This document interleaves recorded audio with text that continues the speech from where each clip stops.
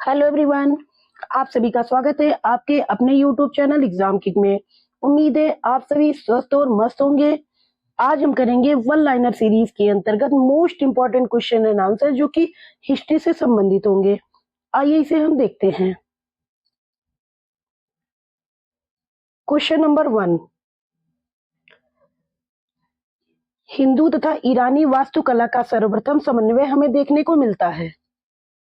हिंदू तथा ईरानी वास्तुकला का सर्वप्रथम समन्वय हमें देखने को मिलता है। कहाँ देखने को मिलता है? ताजमहल में। ताजमहल जो है ये भारत के उत्तर प्रदेश राज्य के आगरा शहर में स्थित एक विश्व धरोहर मकबरा है। क्या है ये एक विश्व धरोहर मकबरा है जो कि आगरा शहर में स्थित है।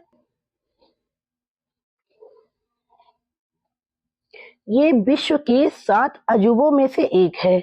इसका निर्माण 17वीं शताब्दी में मुगल सम्राट के द्वारा अपनी पत्नी मुमताज महल की याद में बनवाया गया था। अब हम देखेंगे क्वेश्चन नंबर 2।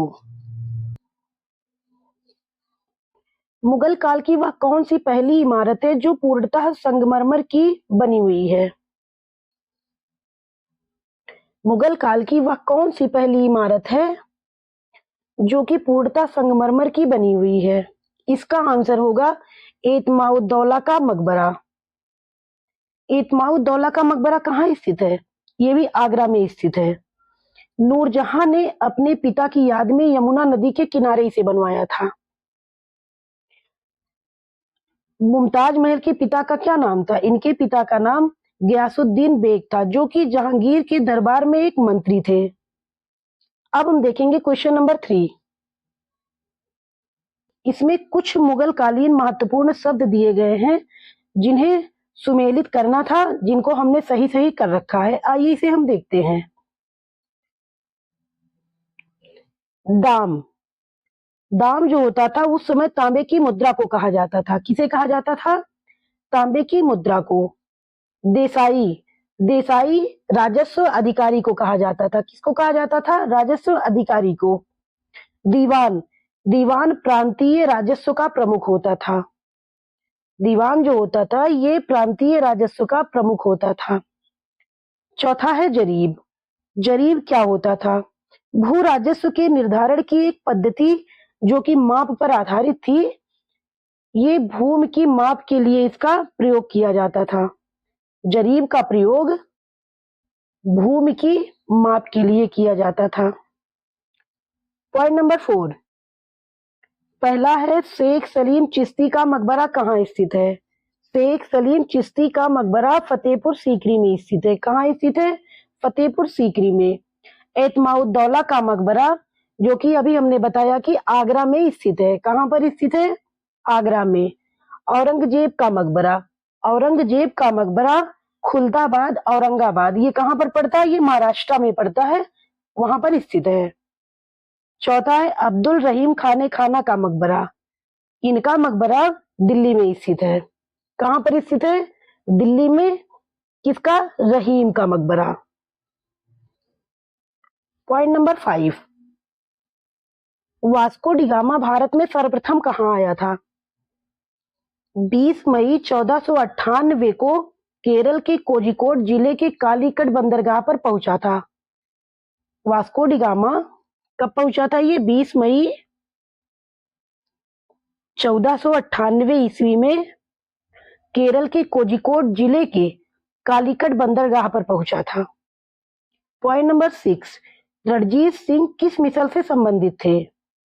रणजीत सिंह ये सुकेर चकिया मिसल से संबंधित थे। किससे संबंधित थे? सुकेर चकिया मिसल से। ये खालसा संप्रदाय के पहले महाराजा थे। खालसा संप्रदाय के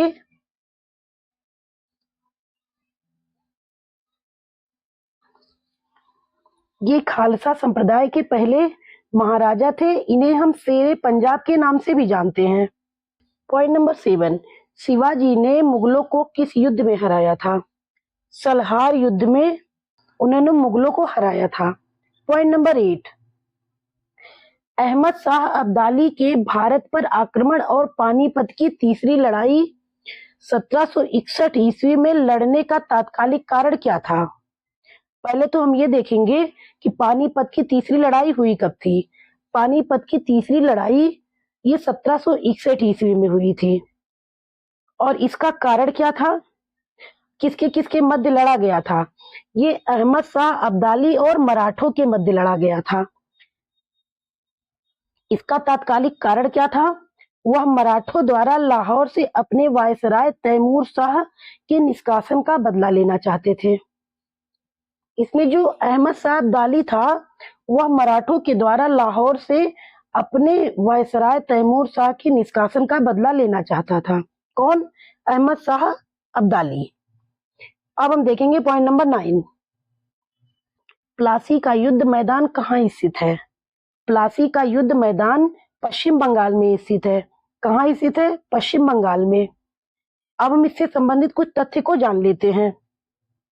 प्लासी की लड़ाई सिराजुद्दौला और रॉबर्ट क्लाइव के नेतृत्व में ब्रिटिश सेना के बीच में लड़ी गई थी। सिराजुद्दौला और रॉबर्ट क्लाइव के नेतृत्व में ब्रिटिश सेना के मध्य में लड़ी गई थी। यह जून 1757 में। कब? जून 1757 में। इस लड़ाई ने भारत में ब्रिटिश साम्राज्य की नींव रखी।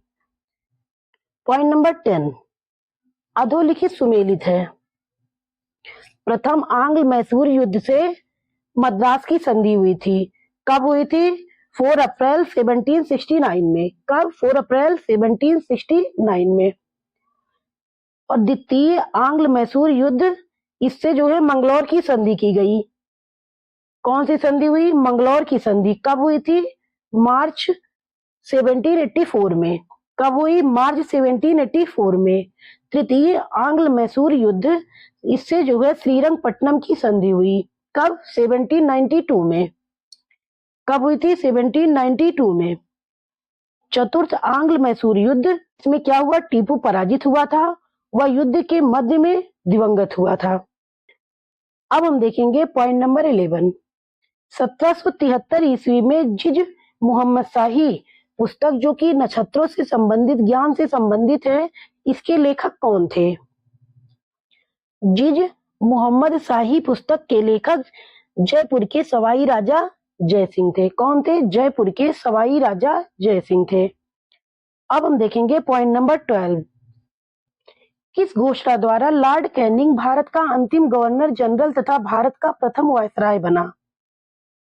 किस घोषणा द्वारा लॉर्ड कैनिंग भारत का अंतिम गवर्नर जनरल तथा भारत का प्रथम वायसराय?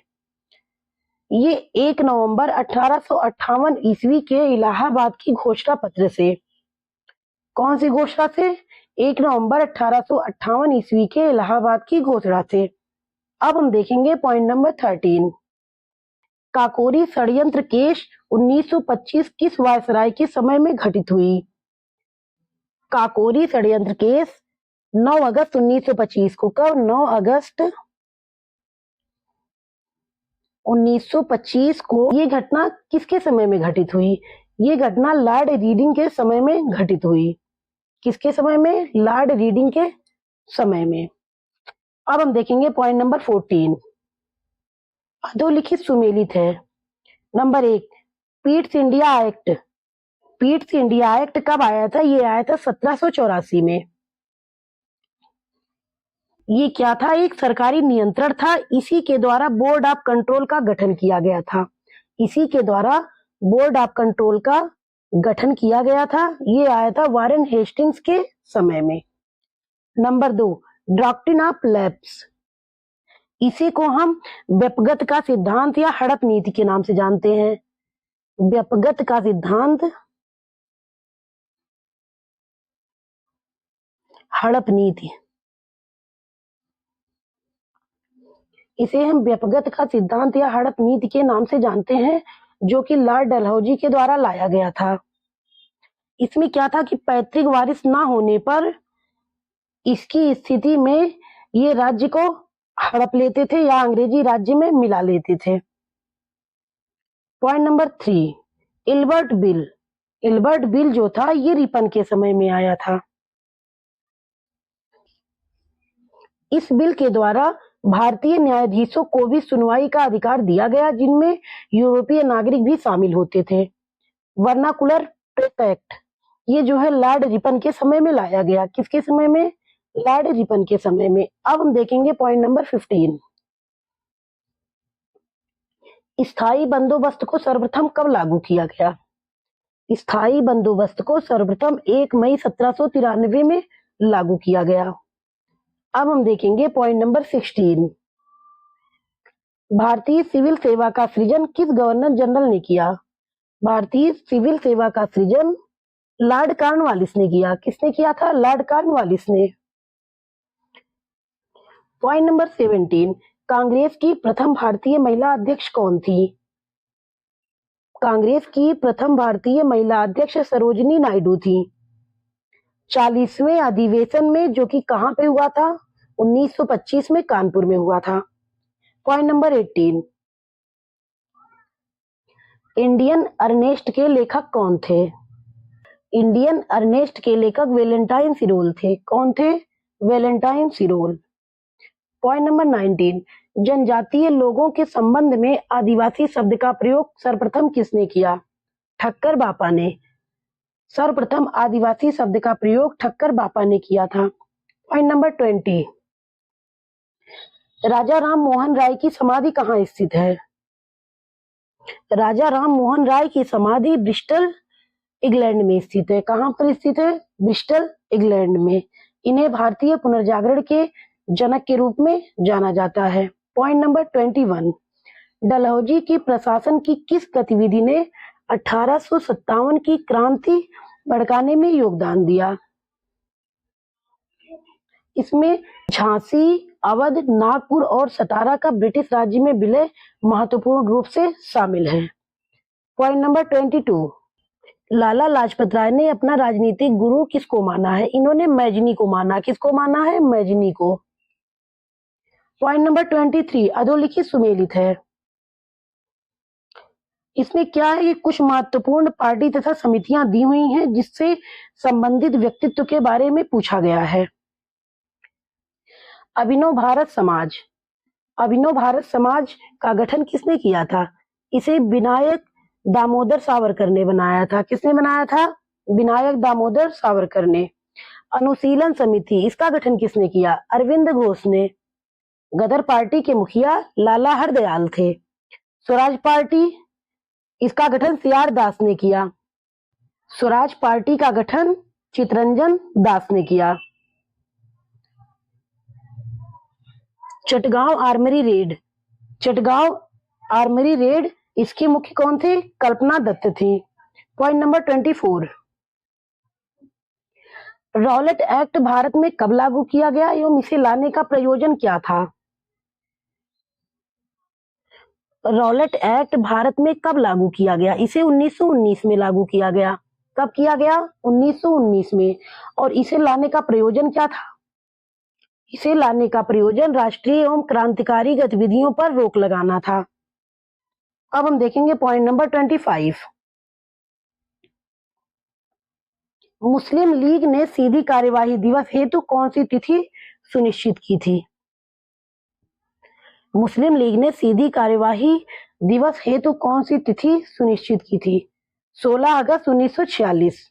कौन सी तिथि थी? 16 अगस्त 1946। आज हम यहीं तक करेंगे। उम्मीद है आप सभी को ये वीडियो बहुत पसंद आया होगा। हमारे वीडियो को आगे बढ़ाने के लिए इसे ज्यादा से ज्यादा लाइक, शेयर तथा सब्सक्राइब अवश्य करें। धन्यवाद।